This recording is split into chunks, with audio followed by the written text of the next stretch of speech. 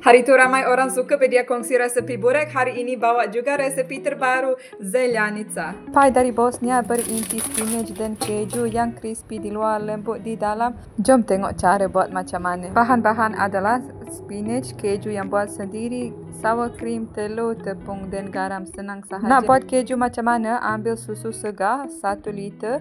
Bila dah nak mendidih, tambah 2 sudu air lemon dan kacau sekejap. Biar dia mendidih, akan nampak berketul-ketul macam ini. Nampak tak?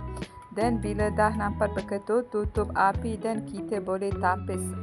Tapi sebelum tapis, anda kena letak kain dulu, baru tapis keju tadi. Kan senang sahaja nak buat keju.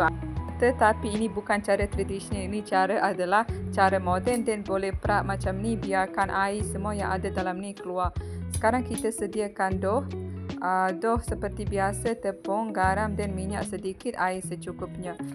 Spinach berdia gunakan baby spinach, boleh potong kecil-kecil. Dan lepas tu boleh tambah keju. Nampak tak keju bila dah tapis dengan air tu, dia akan jadi kering macam ni. Boleh masukkan dalam spinach. Tambah sour cream 2-3 sudu, tambah 1 telur, tambah garam sedikit dan kacau sehingga sebati. Inti dah siap, kita boleh canaikan dough seperti biasa. Canaikan dough sehingga nipis dan sapu minyak sedikit, biarkan dalam berapa minit sehingga lembut. Selepas tu kita boleh tarik panjang-panjang. Nampak tak bila dah tinggal dia berapa minit, boleh tarik sampai nipis macam kertas tahu. Itu yang paling penting bila buat pai Bosnia. Selepas tu kita boleh masukkan inti apa-apa. Dekat sini kita masukkan inti yang kita dah buat tadi, spinach dengan cheese. Kita gulung dia senang sahaja. Bila dah gulung, tarik macam ni, potong.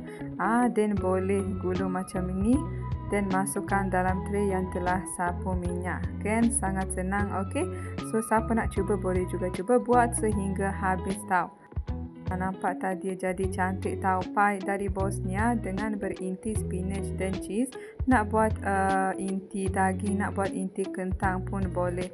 Sapu minyak sedikit dan boleh bakar dalam oven 250°C sehingga warna perang. Nampak tak? Memang sangat cantik, garing di luar dan lembut di dalam.